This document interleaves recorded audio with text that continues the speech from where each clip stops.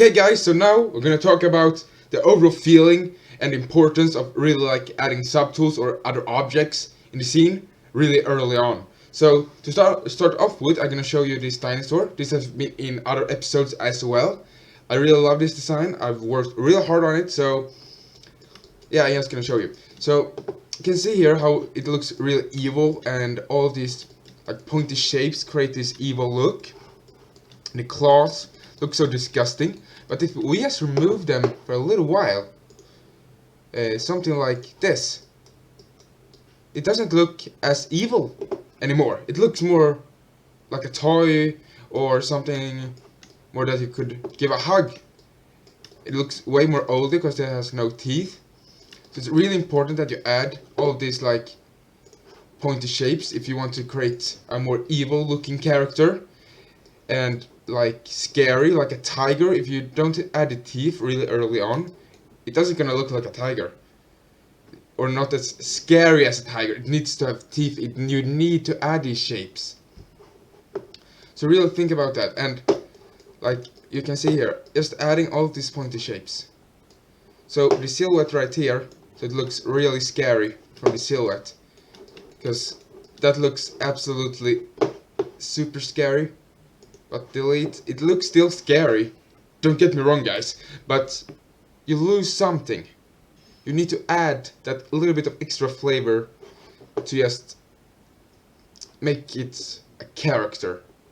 And this is a character for a new short movie I'm working on, so yeah, so it's really important.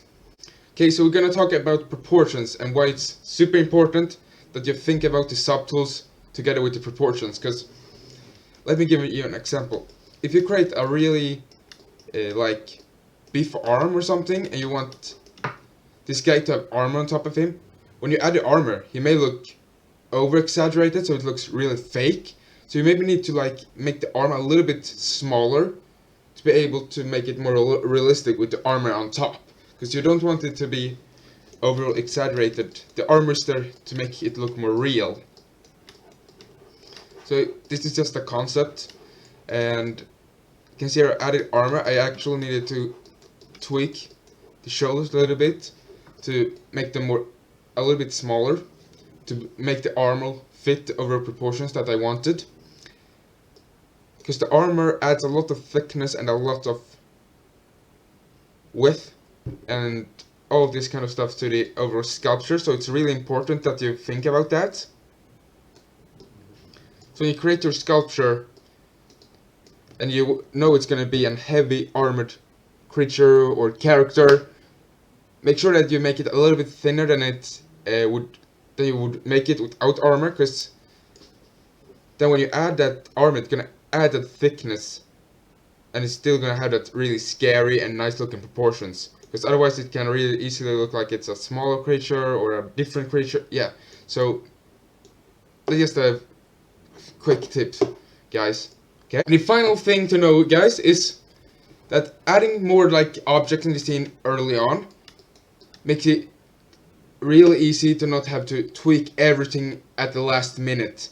So you can see here, I wanted this character here, gonna be Mowgli actually, from the Jungle Book, and Shere Khan right here. I wanted them to align nicely and look like Mowgli's in real danger, and that the tiger would like kill him if he misses with the flame. So I added very rough sculptures of these guys in the beginning.